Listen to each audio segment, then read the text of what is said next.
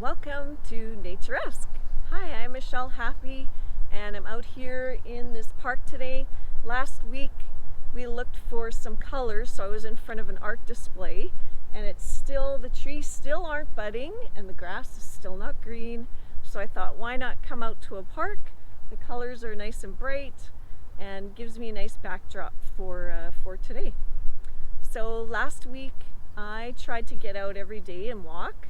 And actually, I was walking by this exact park for about 3 of my walks, and I noticed at the end of this street there was a gentleman who was dressed in a safety vest, and he was at the end of this street shoveling sand into a couple of buckets. And I thought, oh, okay, that looks like a city worker. And so he was shoveling, and then he would carry the buckets off to the side and pour them out. And he was basically taking the sand off the boulevard, off the grass above the boulevard, and moving it. So I went about my walk, and then on my way back, he was still doing that. And I said, "Oh, that looks like you're doing a great job." And he said, "Yeah, I live just around here, and I really like having a beautiful park, so if I don't do this, the city will take a little longer to get here, and the grass is going to grow up around this sand pile, and then there's going to be this dead spot all year round." So he was out there helping, making the park look beautiful. And then later in the week I went by again, and he was raking leaves, same spot. He was trying to clean up a little bit to get ready for spring, so that when things start to grow, that they'll be nice and green. So I thought that was pretty impressive, that people are out doing something above and beyond what they should be, and that was interesting. So last week we were talking about my perfectionism issues that I've been having pretty much my entire life.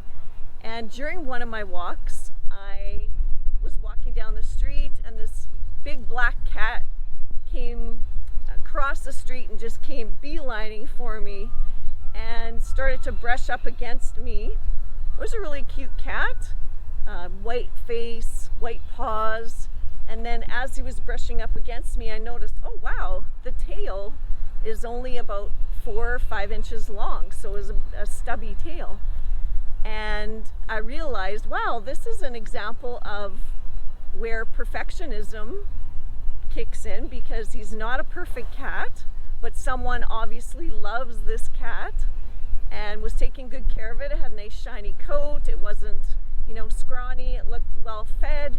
So I was thinking, this is amazing to see an example being put right out in front of me. So that was really great.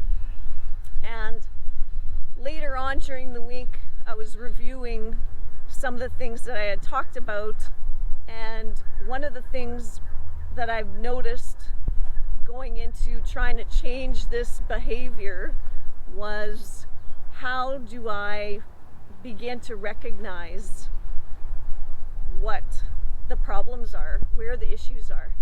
And the biggest thing that's happened for me is when I notice that I'm not feeling good, I've got these feelings of dread or unhappiness, or something's not feeling right, I know that there's probably a limiting belief holding me back. So I kind of stop in my tracks and take a look at what I'm thinking.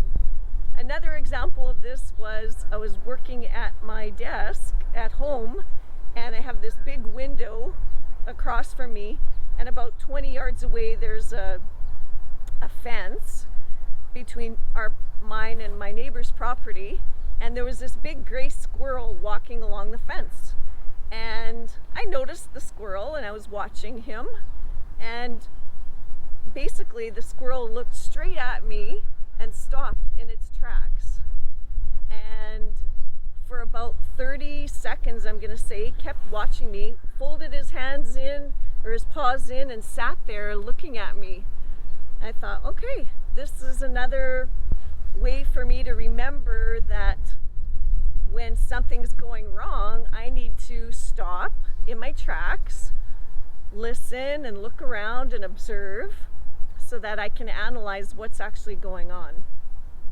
So once you identify what type of limiting belief you have, how do you move past that?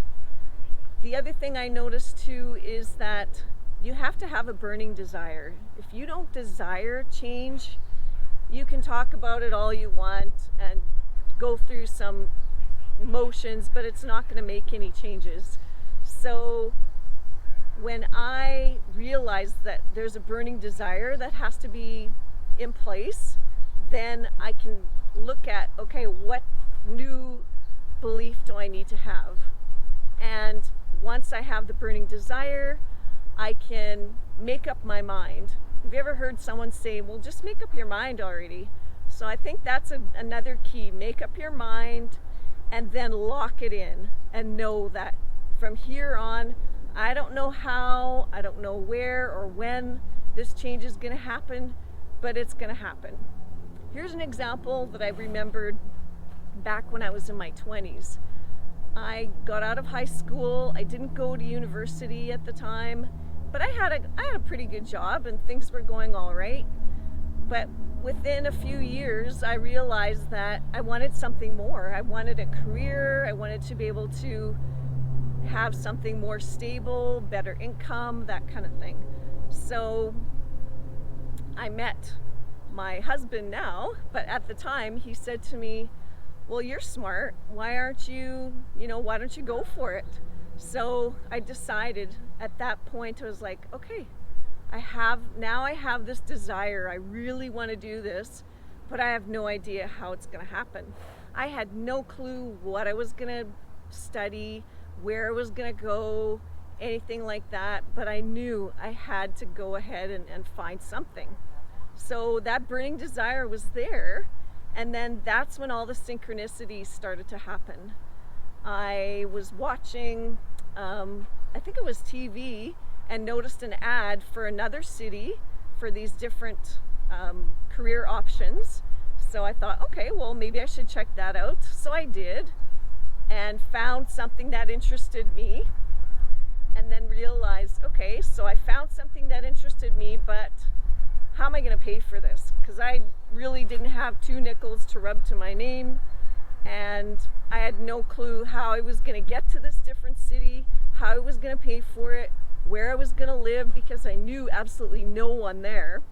But we just took it one step at a time, drove out to the city. Again, someone helped me. My boyfriend at the time helped me get out there. And the first thing we did was went to the school, and I had enrolled already, so I had made some connections there, and they suggested a few places to check out for accommodations. So the first place we stopped was a family that was looking for someone to room and board. And the moment I walked in and looked around and started talking to the woman that owned the place, I felt really comfortable, and I knew that this was most likely the place I was going to stay. So we left there and went and looked at a few other places that didn't seem right. And so I went back and said, okay, I'm going to stay here. So I had my school, I had a place to stay, but I still didn't know how I was going to pay for it. So I had applied for a student loan, and it did come through, but it still wouldn't be enough to pay for everything. So I went ahead anyway and moved. I moved to the city, stayed at this new place, and got enrolled, got everything set up, but then it was like, okay, I'm still going to be short some money. So I looked for a job, and I was really fortunate.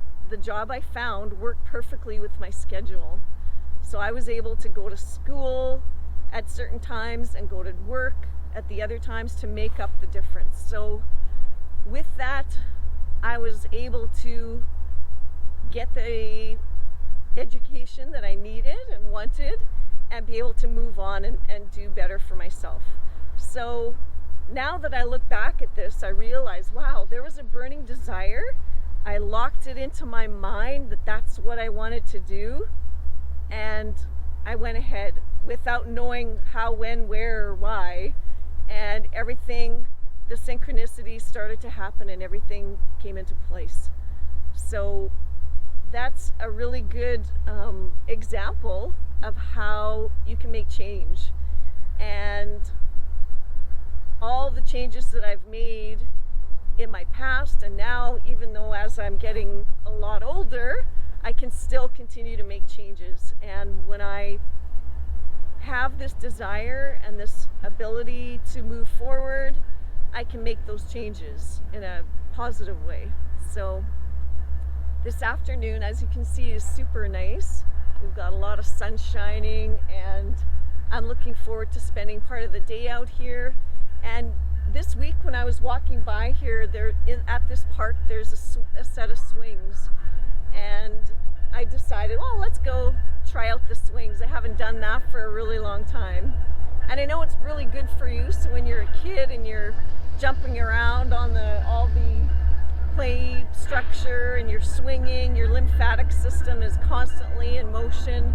It's a really great way to stay fit. So right now I am going to go and swing. So I hope you have a fabulous week, and we'll see you again next time. And I hope you find your Naturesque, that knowing that you are loved and that you matter. So here I go. I'm gonna go have a swing.